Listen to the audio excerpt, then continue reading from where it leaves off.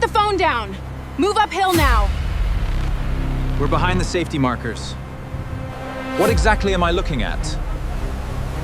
Water moving where it shouldn't. You're blocking the shot. Good. Back up before it's too late. Is it the wave? It's not the ice I'm worried about. Upper trail! Everybody moves now! How high do we need to go? Don't watch the glacier. Watch the water. What is the water telling you? The current, it's pulling back fast like a giant suction cup. Tell me what happens next. Move now. I'll explain when we're higher. Put the phone down and get away from the water. Nia Carter's scream cut across the Alaskan shoreline so sharply that several tourists lowered their cameras. Ethan Mercer did not. He stood near the marked viewing boundary with his phone raised toward the glacier, recording a towering wall of blue-white ice across the cold water. Behind him, guests crowded along the overlook, their faces bright with excitement.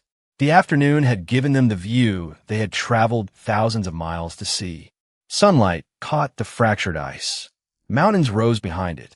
Every second looked expensive enough to belong in a commercial. Then the glacier made a sound that did not belong in anyone's vacation video. Crack. Deep. Heavy. It rolled across the water like distant thunder trapped beneath the mountains.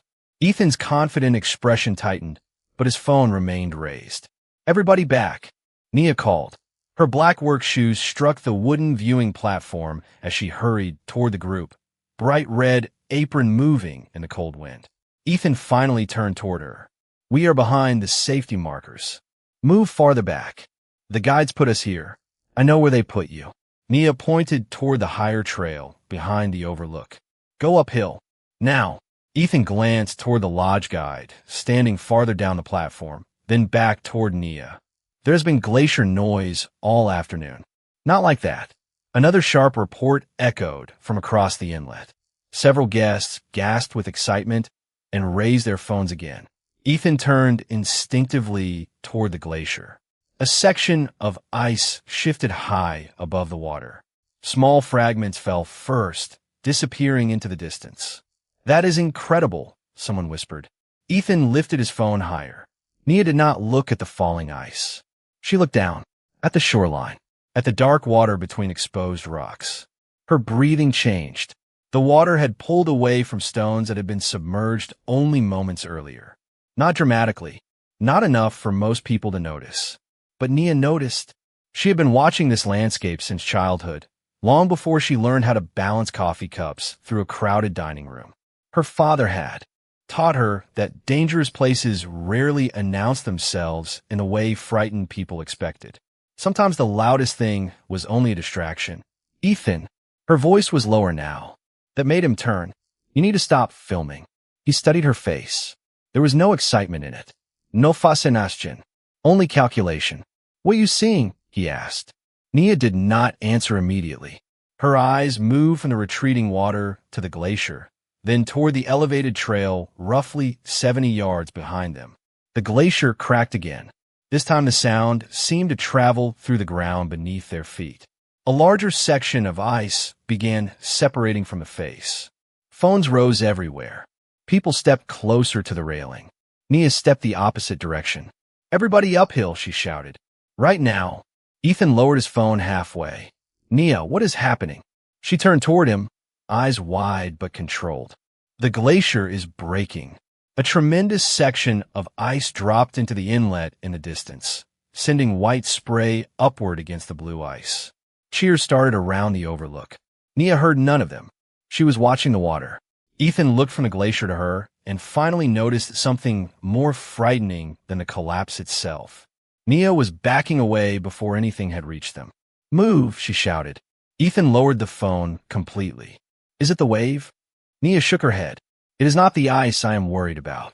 For hours earlier, Ethan Mercer had arrived at the lodge believing Alaska was something beautiful enough to capture. He had not yet learned that the woman serving breakfast understood exactly when beauty became a warning. Before we continue, If you enjoy unforgettable stories about ordinary people facing extraordinary moments, subscribe to Hidden Tables. Every story reminds us that true character is revealed through courage, compassion, and the choices we make when no one is watching. Now, let's see what happens next. 4 hours earlier, Ethan Mercer walked into the lodge dining room, carrying the kind of confidence that made other people adjust their schedules around him. Morning sunlight poured through 30-foot windows overlooking the inlet, turning the distant glacier into a brilliant wall of blue and white. Ethan stopped before reaching his table. That is the view. 2 investors beside him followed his gaze. One immediately raised a phone. Ethan smiled. Imagine waking up to that from a private suite. His company was considering a new luxury wilderness property farther along the coast, and this visit was supposed to prove that remote Alaska could deliver something wealthy travelers increasingly wanted: isolation without inconvenience. Nia Carter approached, carrying fresh coffee. "Good morning. Coffee." Ethan nodded without looking away from the glacier. "Please." She filled his cup, then served the others. Ethan finally turned toward her. "Where's the best place to film the glacier from here?" "The designated overlook gives you the clearest view."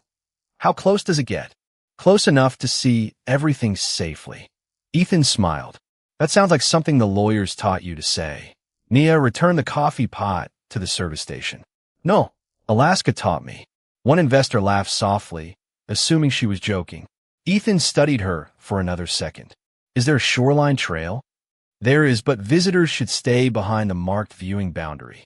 We have guides with us." "Then they will probably tell you the same thing." Her tone was polite. No challenge. No attitude. Just certainty. Ethan leaned back in his chair. "I usually get closer than everyone else." Nia met his eyes. The glacier does not know who everyone else is. For the first time that morning, Ethan had no immediate reply. Nia moved to another table. She had heard versions of his confidence before. Tourists arrived with expensive cameras, expensive jackets, and the quiet belief that paying for access somehow purchased control. Most respected the rules. Some treated warning signs like suggestions designed for less capable people. Ethan seemed like the second kind. Across the dining room, he was already discussing camera angles. "We need footage from near the water," he told one investor. "Not reckless, just close enough that people feel the scale." Nia wiped a nearby table while listening. Outside, the inlet looked calm. A sightseeing boat moved slowly across the distance. Nothing seemed wrong. Then a low sound rolled through the glass. Crack. Nia stopped moving. Nobody else did. Silverware touched plates. Coffee poured. Conversations continued. Ethan glanced toward the windows, impressed. "Was that the glacier?"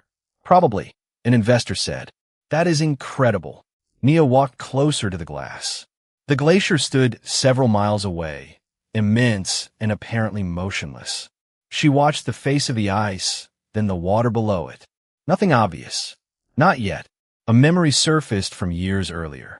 Her father, Daniel Carter, standing beside her on a rocky overlook while wine pulled at his jacket. He had spent decades guiding people through this country, and he had never spoken about nature as something to conquer. "The loud crack gets your attention," he had told her. "The quiet changes tell you what comes next." Nia watched for those quiet changes. Behind her, Ethan rose from the table and joined his investors at the window. "Can we move the afternoon excursion earlier?" he asked. Nia turned. "What?" "Better light." She looked back toward the glacier. Another faint sound traveled across the inlet. Softer this time. Ethan heard beauty. He heard opportunity. He heard the beginning of the footage he had traveled thousands of miles to capture. Nia heard something else. She could not name it yet, and she was not going to pretend she could. But when Ethan walked past her toward the lodge manager, she spoke anyway. "Mr. Mercer." He stopped. "Yes." Nia looked beyond him toward the ice. "If you go to the overlook today, stay behind the marked line." Ethan gave her an easy, confident smile. "I told you. I have guides." Nia nodded. "And I hope you listen to them." Then the glacier cracked again. The third crack was quieter, and that was the one Nia Carter trusted least. She stood beside the dining room windows with a folded napkin still in one hand, watching the glacier across the inlet while breakfast continued behind her. No one screamed. No alarm sounded. Nothing dramatic happened. That was exactly why she kept watching. Ethan Mercer had moved to a table near the lodge manager, where maps of the afternoon excursion were spread beside untouched coffee. He was discussing departure times, camera positions, and the changing sunlight as though the glacier were another location waiting for his production schedule. Nia shifted her attention from the ice to the water. Calm. Then to the shoreline below the overlook. Normal. She checked the gulls circling above the inlet. Nothing unusual yet. Nia, Denise Walker, another server, touched her elbow. Table 6 needs the check. Right. Nia moved immediately, but her attention remained divided. She had learned that habit from her father. Daniel Carter could carry on a conversation while noticing wind direction, cloud movement, animal behavior, and the sound of water against rock. When Nia was 12, she had once asked how he saw so many things at once. Daniel had laughed. I do not see more than other people. I just decide more things are worth noticing. She understood that sentence better now. After delivering the check, Nia walked toward the service station and found Lodge Manager Rebecca Hayes reviewing the excursion list. Rebecca, has the guide team checked conditions near the overlook this morning? Rebecca looked up. They do that before every excursion. I know. I heard several cracks from the glacier. It is summer, Nia. Cabbing happens. I know that too. Rebecca studied her face. What are you worried about? Nia looked through the windows again. I'm not sure yet. Rebecca softened. Then let the guides evaluate it. Before Nia could answer, Ethan approached. Evaluate what? Rebecca gave a small professional smile. Nia is concerned about glacier activity. Ethan glanced toward the distant ice. Is there an advisory? No, Rebecca said. Any closure? No, then we are fine. Nia faced him. Fine can change quickly near the water. Ethan's expression remained calm. And that is why we hire professionals. I'm not asking you to cancel anything. I am asking you to keep the group higher than usual. Based on what? Nia paused. It was a fair question, even if his tone made it sound like a test. The frequency of the cracking. The temperature has been rising since morning. And something about the sound changed. Ethan glanced at Rebecca. Something about the sound? Nia heard the skepticism. She refused to decorate her answer to make it more impressive. Yes. Ethan folded the excursion map. We have guide for that. Then ask them. I will. He started away, then stopped when Nia spoke again. And if they tell you conditions are normal, stay behind the markers anyway. Ethan turned. You are very committed to those markers.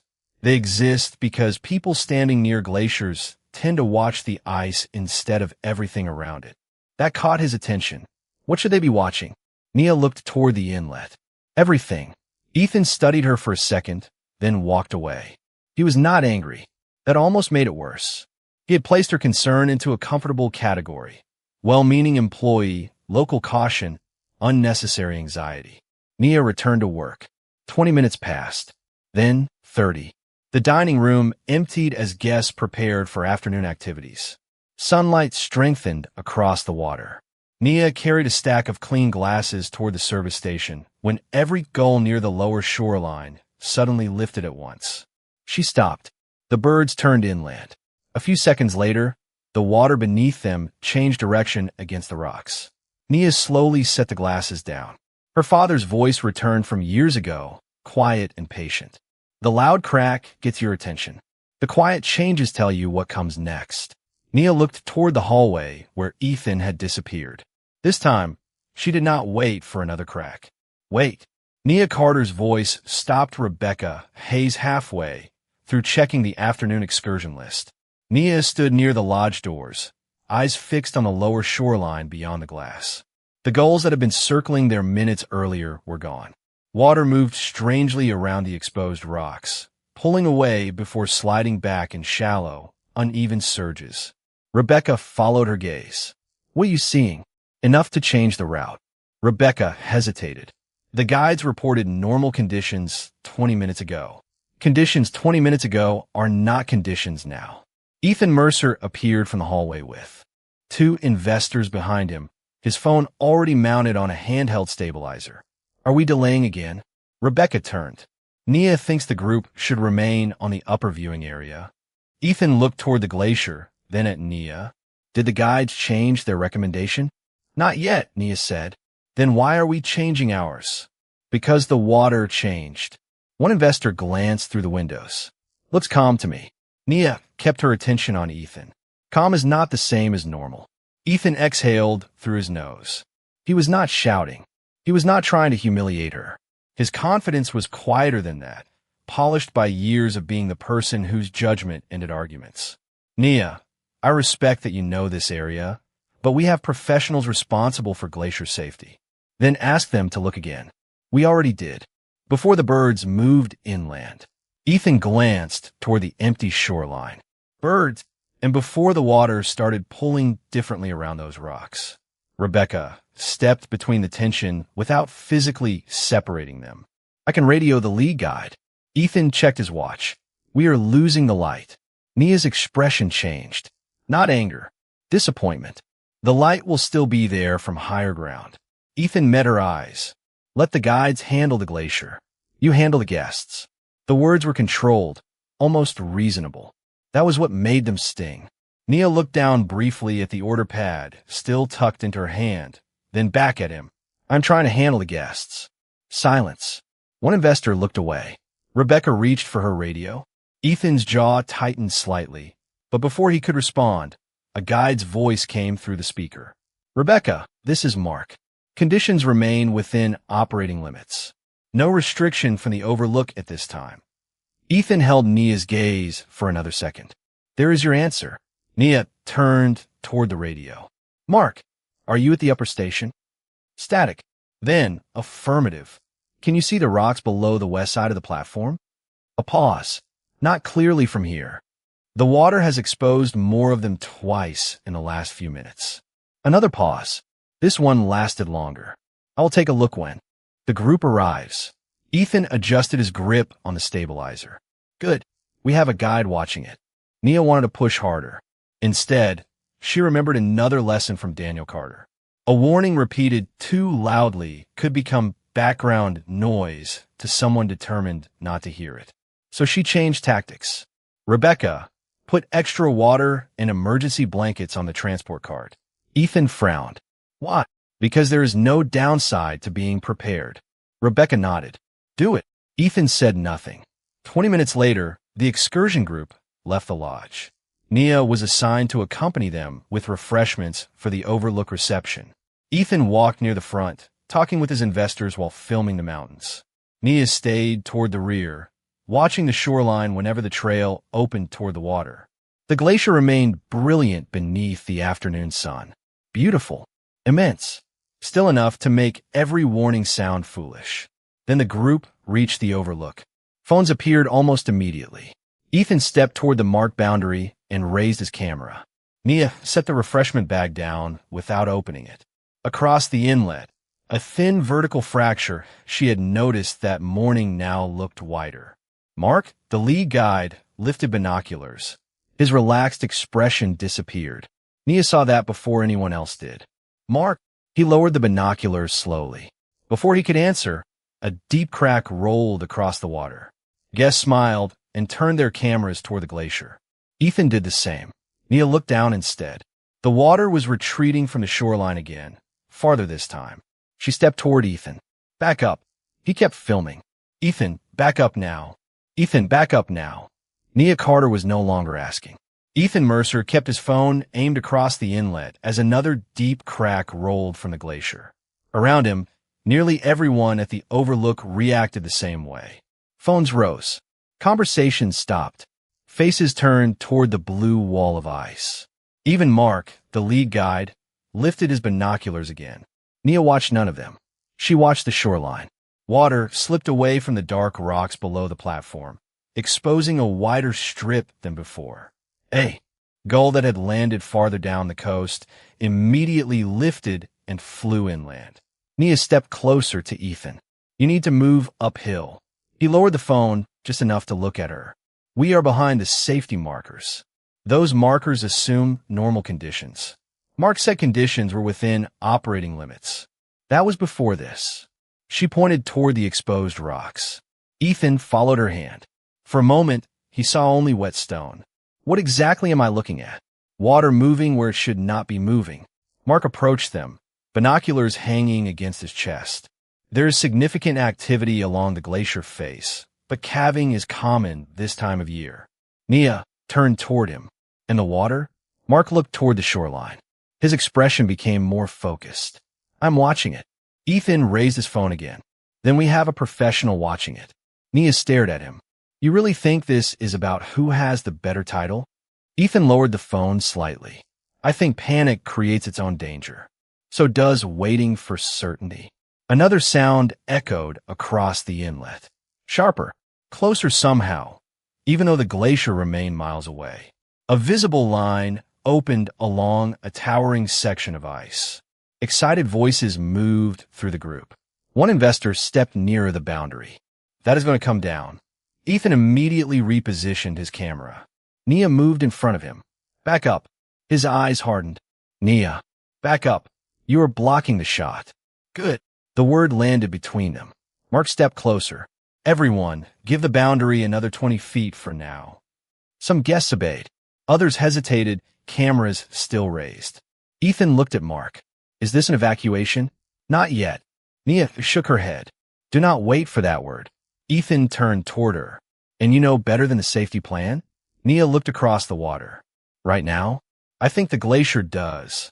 The glacier answered with a deep, rolling fracture.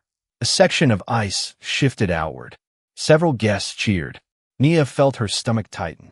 She remembered standing beside Daniel Carter years earlier while tourists celebrated a distant calving event. Her father had not watched the falling ice. He had watched the water afterward. Observe first. Move second. Nia turned toward the group. Everyone who is willing to listen, take the upper trail. Do not run. Stay together. A mother with 2 children moved first. An older couple followed.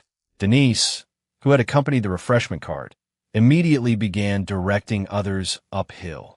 Ethan stared at Nia as she transformed from the person serving the excursion into the person organizing it. You cannot just move my group, he said. I'm not moving your group. Nia pointed toward the families already climbing. They are moving themselves. Mark raised his binoculars one final time. His face changed. Everybody back. Ethan looked at him. What did you see? Mark did not answer immediately. Across the inlet, the fractured section of glacier leaned outward with impossible slowness. Ethan lifted his phone again by instinct. Nia looked down at the shoreline. The water had pulled even farther away.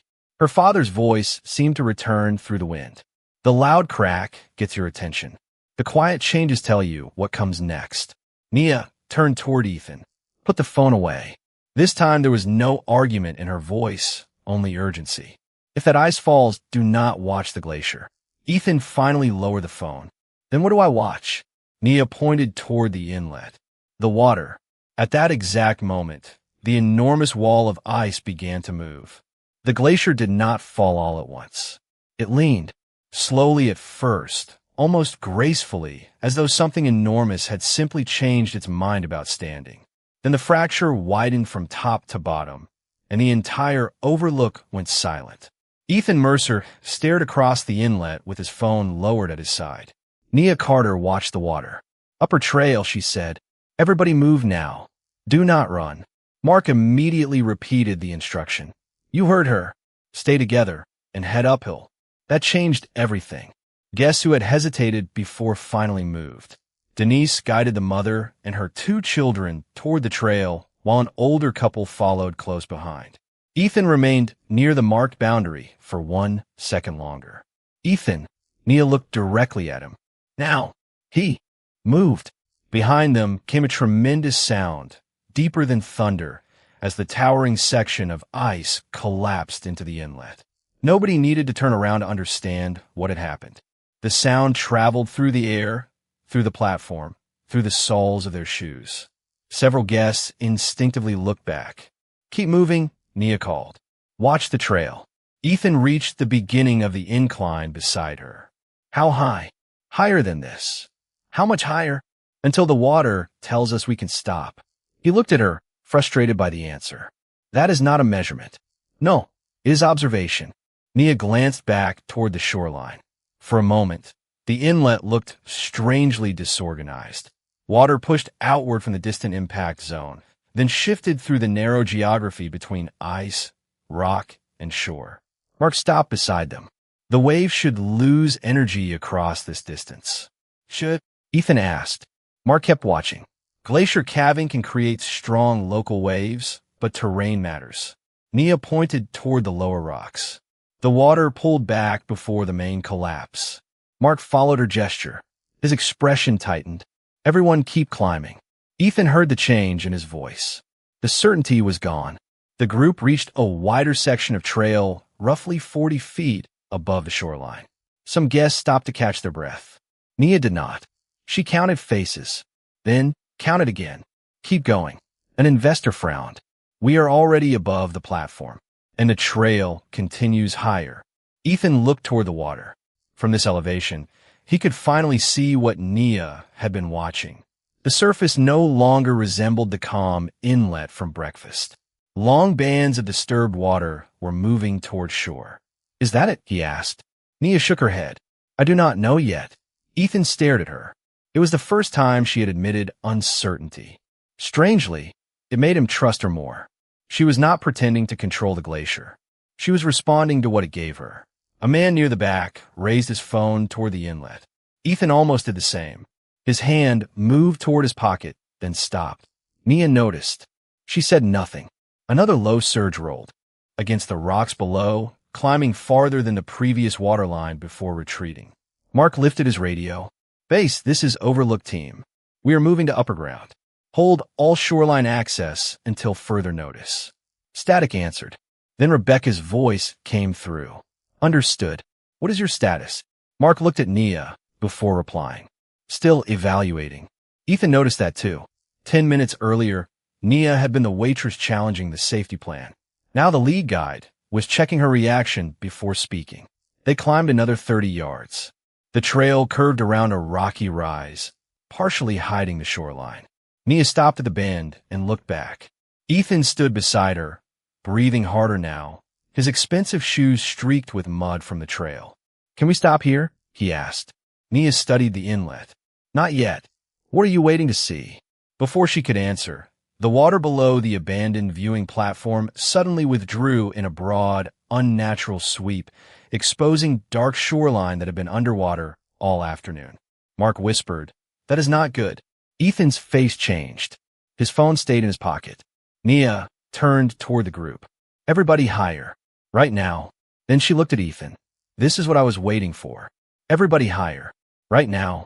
Nia Carter pointed toward the next switchback, and this time nobody questioned her. The group moved quickly but carefully, shoes scraping against gravel as Mark took the rear and Denise stayed near the families. Ethan Mercer climbed beside Nia, his phone buried in his pocket.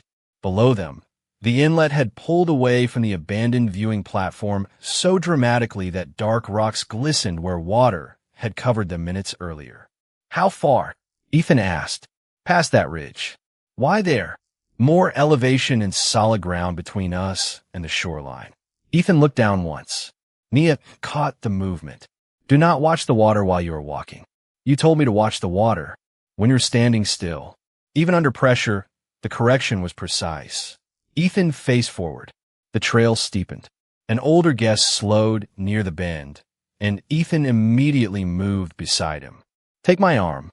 The man hesitated. I am fine. I know. Take it anyway. Together, they continued uphill. Nia noticed but said nothing. Behind them came a sound unlike the earlier cracking. Not ice this time. Water.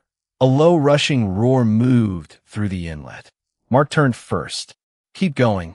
The group reached the rocky rise as the first major surge pushed toward the shoreline below. It spread across the lower rocks, climbed around the viewing platform supports, and rushed into areas where tourists had been standing only minutes earlier. Several people gasped. One woman covered her mouth. Ethan stopped beside Nia and stared downward. The marked boundary was still visible, but water now moved well beyond the ordinary shoreline beneath it. His face lost the last trace of skepticism. We were standing there. Nia nodded. Yes. The markers were not enough. Not today. He looked at her.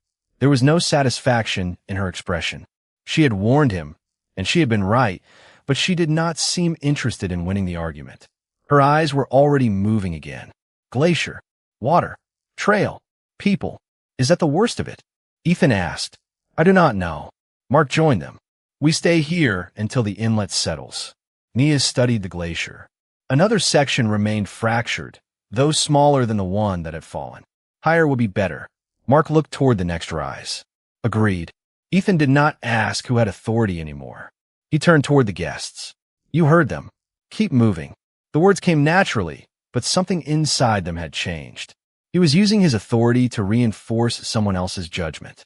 They climbed another 50 yards before reaching a broad rocky shelf protected by higher ground. Mark counted the group. Denise counted again. Nia moved among the guests, checking that everyone had water and helping the mother settle her children away from the trail edge. Ethan stood several feet away, watching her. For hours earlier, he had seen someone serving breakfast. Now, every person around him was watching the same woman for the next instruction. His phone vibrated in his pocket. An investor beside him pulled out his own device. You got the collapse, right? Ethan stared at him. What? The footage. You were filming. Ethan slowly reached into his pocket. The recording had stopped somewhere during the climb. The last frame showed Nia turning toward the water while everyone else faced the glacier. He looked at that frozen image for a long moment, then locked the screen. It does not matter. Before the investor could answer, Rebecca's voice broke through Mark's radio. Overlook team, confirm your head count. Mark pressed the button. 23 with us. Static. Then Rebecca answered. That does not match the excursion manifest. Nia turned immediately. How many are missing? Papers rustled through the radio. Rebecca's voice returned, tighter now. 7. Secondary viewing group. They checked in at the east platform before communications became unstable. Mark looked toward the ridge separating them from the eastern trail. I thought that group had returned. They did not. Ethan stepped closer. Can the lodge reach them? Not from the lower route, Rebecca replied. Water crossed part of the shoreline trail. Nia looked toward the mountainside. She knew another way. An older trail Daniel had shown her years ago, running high along the ridge. Longer, rougher, mostly forgotten. Ethan saw recognition in her face. You know something? Nia met his eyes. There may be another route. Show me. She did not move. No, Ethan stared at her. Nia stepped closer, her voice calm beneath the distant roar of water. First tell me you can follow instructions. For the first time that day, Ethan Mercer answered without defending himself. I can. Nia held his gaze another second. Then stay close. Before we continue, if you enjoy stories where the most overlooked people reveal the greatest strength, subscribe to Hidden Tables. Here, every story reminds us that courage, integrity, and kindness can come from the most unexpected places. Now, let's see what happened next. The old ridge trail did not appear on the tourist map. Nia Carter remembered it as a narrow line climbing through spruce and exposed rock, almost invisible unless someone knew where to look. Mark studied the slope while Ethan Mercer stood beside Nia. I know the trail, Mark said, but nobody uses it for guest access anymore. My father did, Nia replied. It stays above the shoreline almost the entire way. Mark checked his radio. I should stay with this group until lodge staff reaches us. Nia nodded. Denise stays too. Keep everyone on high ground. Ethan looked toward the ridge. Then I'm going with you. Nia turned. This is not a business meeting. If I say stop, you stop. If I say move, you move. Understood. And the phone stays away. Ethan pulled it from his pocket, switched it off, and handed it to Denise. Done. Nia had expected an argument. She got none. They started uphill. The first section wound through wet brush before narrowing against the ridge. Nia moved carefully, checking old trail markers carved into weathered posts. Ethan stayed several feet behind. For once, he was not trying to lead. How do you know this route? He asked. Later. Fair enough. They continued. Through breaks in the trees, the inlet appeared below them. The water was still unsettled, pushing against sections of shoreline that had seemed harmless that morning. Ethan glanced down. If we had stayed at the overlook, do not finish that sentence. Why? Because it does not help the 7 people ahead of us. Ethan nodded. They climbed another 100 yards. The trail divided around a rocky outcrop. One direction descended slightly toward the water. The other climbed into thicker trees. Ethan pointed uphill. That one. Nia crouched beside an old wooden marker almost hidden beneath moss. A faded notch had been cut into its side. She touched it gently. Yes. You recognize that? My father made marks like this. Ethan waited. Nia stood and continued walking. Daniel Carter guided this coastline for more than 20 years. Fishing crews, researchers, tourists, rescue volunteers. When I was young, he took me on trails most visitors never saw. Ethan absorbed that quietly. That is why you understood the glacier. I understood some signs. Before Mark did, Nia stopped and faced him. Do not turn this into a contest between me and him. Mark knows things I do not. Today I noticed something first. That is all. Ethan looked at her for a moment. You really do not care about being right. I care about people getting home. She turned and continued. The sentence stayed with him. They reached a higher section where the trees opened on a bare rock. Ahead, the ridge curved east. Nia stopped suddenly and raised one hand. Ethan froze exactly where he stood. What? Listen. Wind moved through the spruce. Water sounded far below. Then came 3 faint whistles. Ethan looked toward Nia. Is that them? Nia cupped her hands around her mouth. Hello. Stay where you are. A distant voice answered. Then another. Ethan's face changed with relief. We found them. Nia did not move. She counted the voices. Maybe. What do you mean? We need to see them. They rounded the ridge and finally spotted figures on a rocky platform roughly 200 yards away. 7 people. One lodge assistant stood with them, waving both arms. Ethan exhaled. All 7. Nia started forward, then stopped again. A deep crack rolled across the inlet. Everyone on the distant platform turned toward the glacier. Ethan looked at Nia instead. Her eyes had already moved to the water. What do you see? He asked. Nia studied the shoreline separating the platform from the lodge. The shorter return trail ran directly across it. The easy way back is no longer the safe way back. Ethan looked toward the higher ridge stretching above them. Then we take your route. Nia met his eyes. It is not my route. She looked toward the old marker behind them. It belonged to people who learned this place before either of us arrived. Another crack echoed across the mountains. This one sounded different. Nia's expression tightened. And we need to move before the glacier teaches us the lesson again. Nobody takes the shoreline trail. Nia Carter said it before Ethan Mercer could ask. The 7 missing guests stood together on the rocky east platform, relieved to see familiar faces but confused by the urgency in hers. The lodge assistant, Caleb Ross, pointed toward the lower path.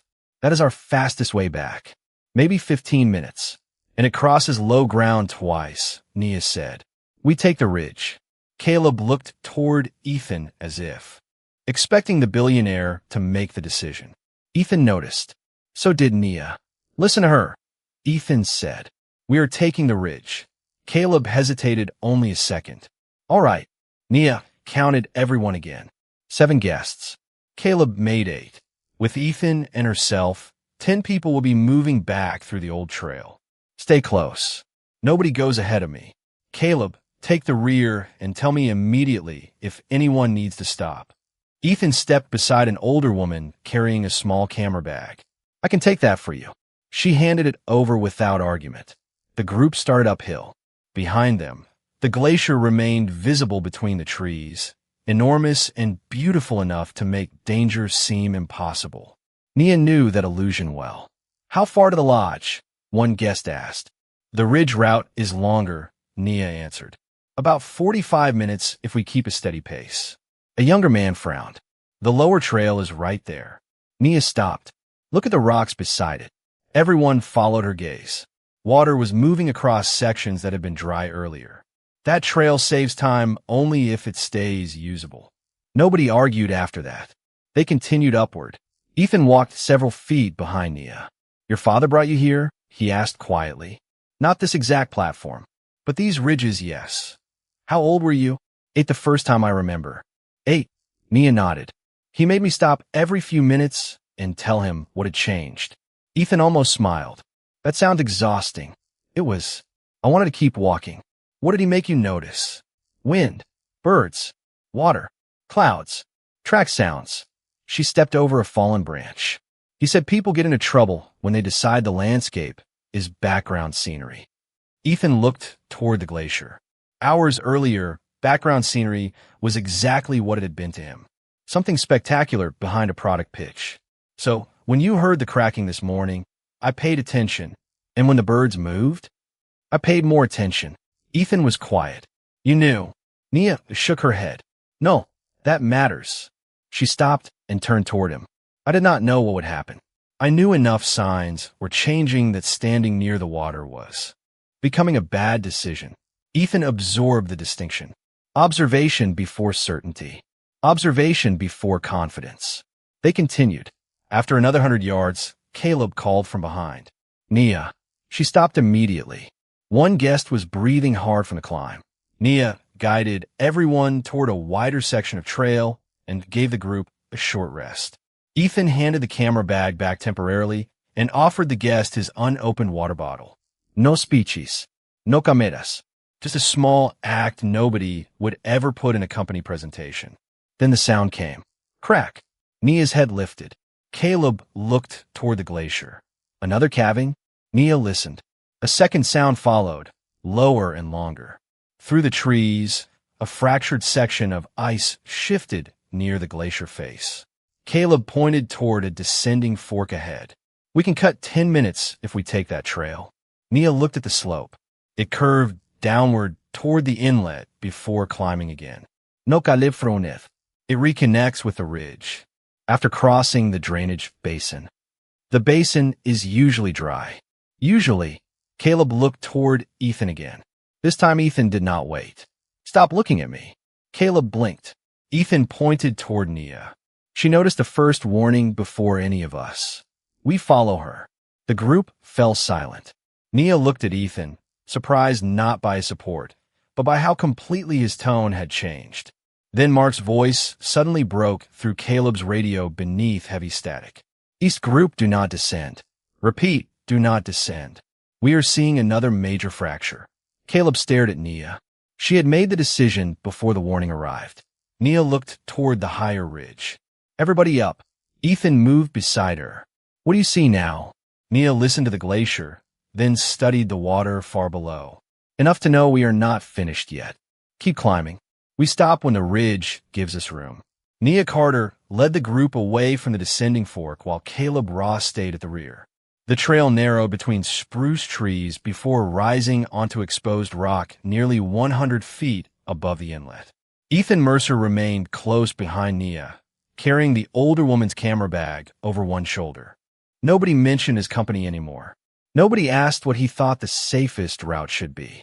The glacier had rearranged the hierarchy without asking permission. Another low fracture echoed across the water. Several guests turned. Eyes on the trail, Nia said. They obeyed. Ethan did too. After several minutes, they reached a broad shelf where the group could rest without blocking the path. Caleb checked his radio. Static. No message from Mark. 5 minutes, Nia said. Water if you need it, but nobody goes downhill. Ethan stood beside her, looking through the trees toward the glacier. Your father taught you all of this when you were a kid. Not all of it. Enough to see what everyone else missed. Nia shook her head. You keep trying to make it sound like I have some special ability. Do you not?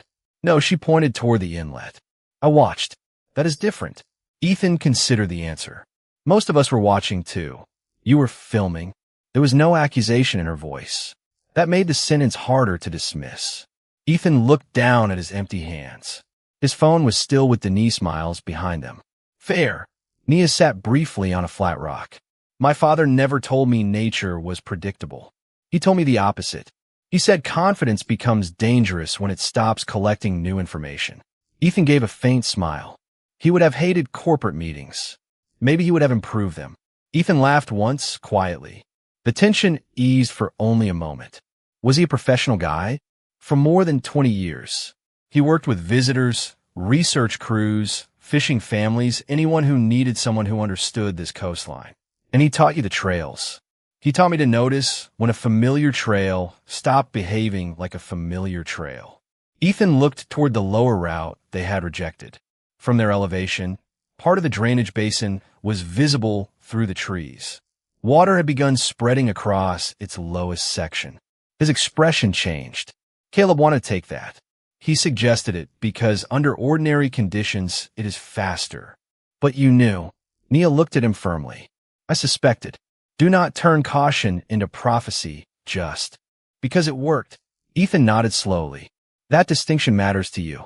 It should matter to anyone responsible for other people. The words landed differently now. Earlier, Ethan might have heard criticism. Now he heard instruction. Caleb approached. Everyone is ready. Nia stood. Then we move. The trail climbed another quarter-mile before reaching an old wooden post marked with 2 faded notches. Nia touched it as she passed. Daniel? Ethan asked. Maybe. Or another guide from his generation. Does it matter? Nia smiled faintly. Not really. Someone wanted the next person to know where the high route was. They continued around the ridge.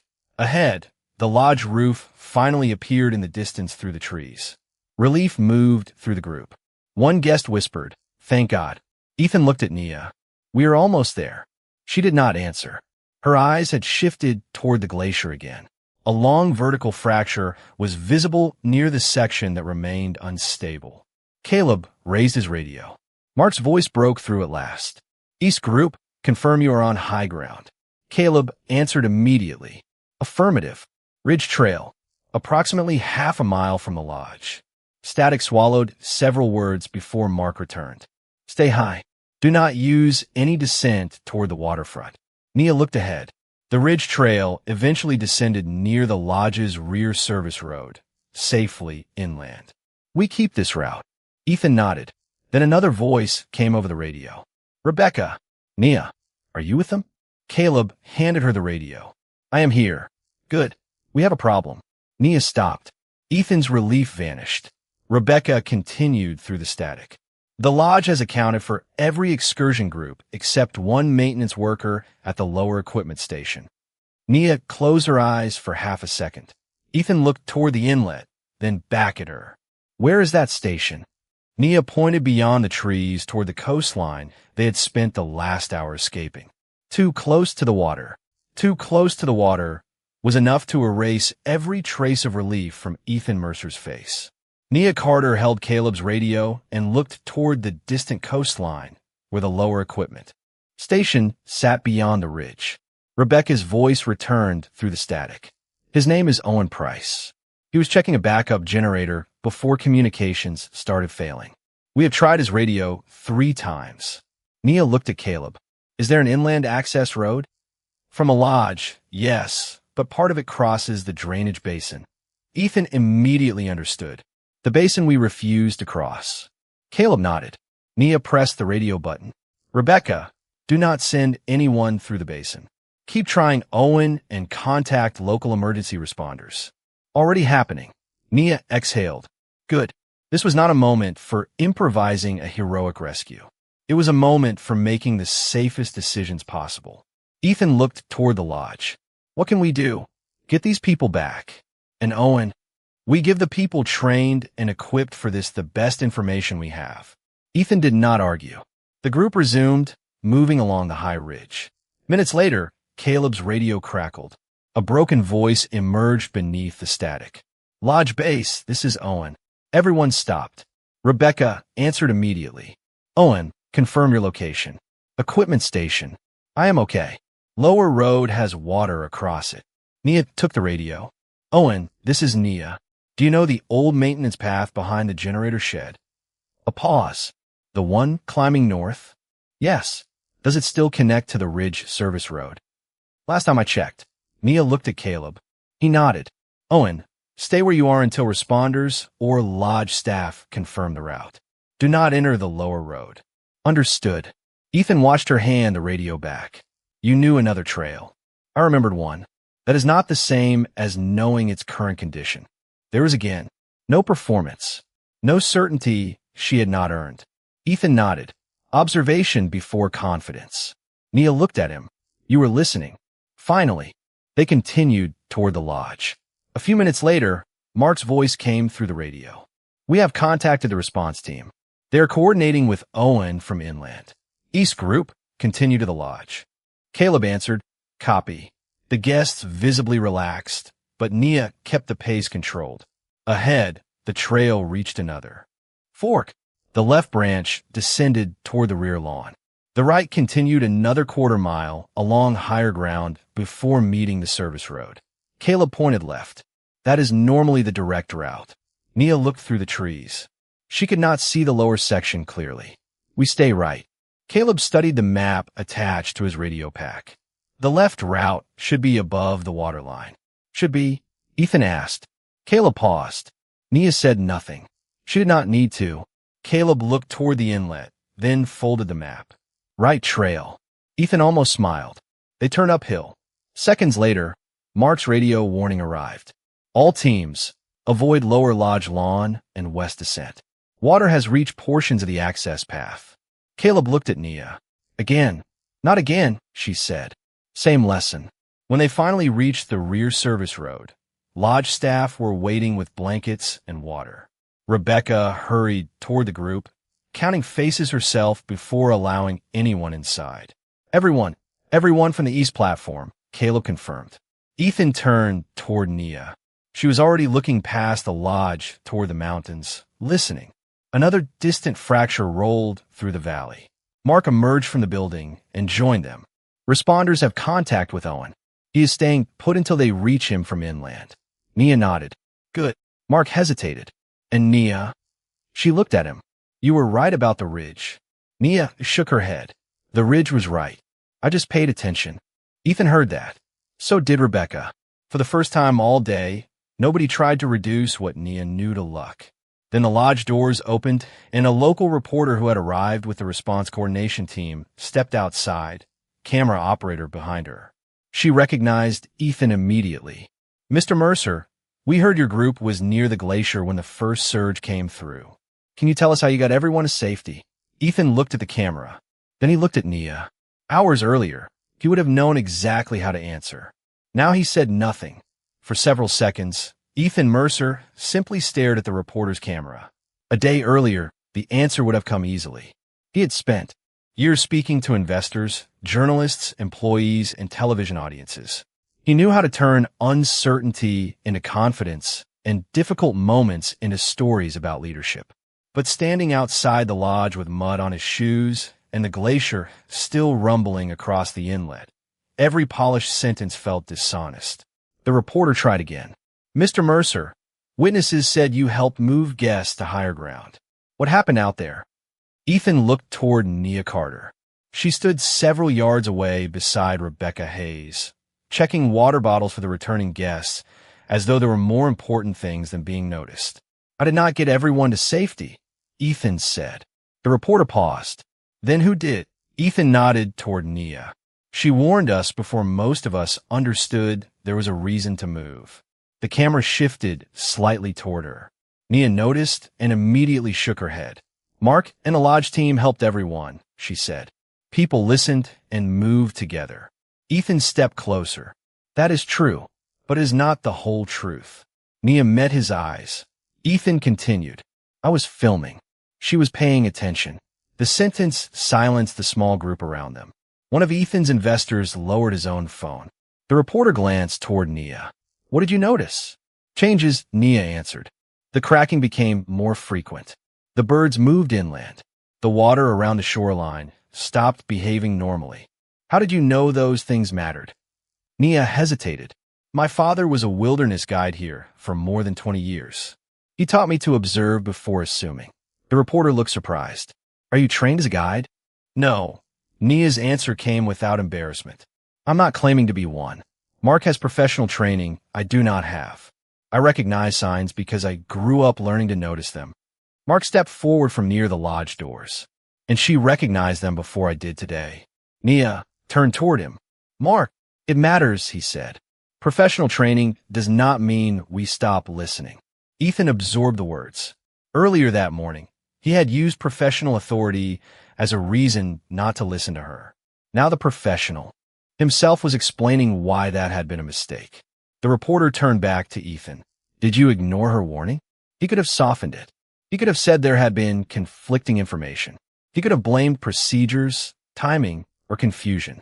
Instead, Ethan answered yes. The word came quietly. What? Ethan glanced toward the distant glacier. Because I trusted the role, I expected knowledge to come from more than the person standing in front of me. Nia watched him carefully. And because, Ethan added, I wanted the footage. Nobody spoke for a moment. Then Rebecca's radio crackled. Everyone turned. Lodge Base, response team. We have reached Owen Price. He is secure at the equipment station and will return by the inland route when conditions allow. Rebecca closed her eyes briefly with relief. Nia released a breath she seemed to have been holding for an hour. Ethan looked at her. Good. Nia nodded. Good. The reporter lowered her microphone slightly. Mr. Mercer, does today change anything for you? Ethan looked toward the guests gathering inside the lodge, then at Mark, Rebecca, and finally Nia. It should. What does that mean? Ethan did not answer immediately. Nia had spent the entire afternoon refusing to claim certainty she had not earned. He realized he should do the same. Ask me after I have done something about it. The reporter studied him, then nodded. Ethan walked toward Nia as the camera lowered. I owe you an apology. You owe yourself a lesson, she said. An apology is easier. Ethan almost smiled. Then I probably owe you both.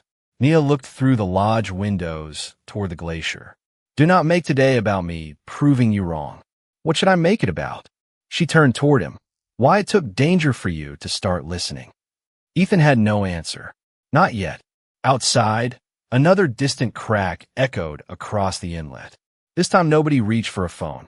3 months later, Ethan Mercer stood inside a conference room 2,000 miles from Alaska and looked at a sentence projected across the wall.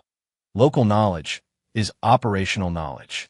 Around the table sat executives, safety specialists, property managers, field employees, and environmental consultants from across his company. Before Alaska, Ethan would have opened the meeting himself. This time, he sat down. Start with the people closest to the conditions, he said. That became more than a slogan. New wilderness projects required frontline employees and local specialists to participate in safety reviews before executive approval. Field concerns could trigger reassessment without waiting for someone with a more impressive title to repeat them. Ethan did not name the policy after Nia Carter. He did not turn her into an advertisement. He had finally understood that honoring someone was different from using their story. Back in Alaska, Nia remained at the lodge through the end of the season. When Rebecca offered to connect her with a wilderness safety certification program, Nia accepted, but only after making one thing clear. I'm doing this because I want to learn more, not because one afternoon suddenly made me an expert. Mark smiled when he heard that. That sentence is probably why you will become a good one. Ethan returned to the lodge the following summer. No investors followed him through the doors. No camera stabilizer rested in his hand. He arrived carrying one small bag and a notebook. Nia saw him from across the dining room. You came back. I said I had something to do about what happened. Most people say things after frightening days. You told me apologies were easier. They are. Ethan nodded. So I tried the harder part. He told her about the policy changes, the listening sessions, the new authority given to field teams. Nia heard him without interrupting. When he finished, she asked, are people actually using it? Ethan smiled. That was almost exactly my board's question. And yes, last month, a maintenance worker in Montana stopped a guest activity because weather conditions changed faster than forecast. Nobody asked whether he had executive approval first. Nia considered that. Good. Ethan laughed softly. That is all I get. What were you expecting? I'm learning not to expect applause. Later that afternoon, they stood near the lodge windows. The glacier remained across the inlet, reshaped by another year of weather and movement. A group of new guests gathered near the glass. Several raised phones. Ethan instinctively reached toward his pocket, then stopped. Nia noticed. You can take pictures. I know. Pictures were never the problem. Ethan looked at her, thinking the picture was more important than everything outside the frame was. Nia smiled. You were listening. A distant crack traveled across the water. Conversations paused. Ethan did not reach for his phone. He looked at the glacier, then the shoreline, then the birds moving above the inlet. Finally, he looked at Nia. What do you see? The question was simple, but months earlier, Ethan would never have asked it. He had been a man accustomed to entering rooms with answers. Now he understood that sometimes leadership began with a question and enough humility to wait for the response. Nia studied the water for several quiet seconds. Nothing alarming. Ethan nodded. Good. She glanced at him. But keep watching. Outside, the glacier stood beneath the afternoon light, beautiful and indifferent to money, titles, cameras, and pride. Ethan had once traveled there believing power meant getting closer than everyone else. Nia had taught him something harder. Wisdom sometimes meant knowing when to step back, and dignity meant listening before someone had to scream. He had the power to command a room. She had the courage to change the way he listened inside it. And in the end, the most important thing Ethan brought home from Alaska was not the footage he had wanted. It was the question he had finally learned to ask. If this story stayed with you, subscribe to Hidden Table and join a community that believes true character is revealed not by power or status, but by courage, integrity, and kindness. Thank you for watching, and until next time, we'll save you a seat at the Hidden Tables.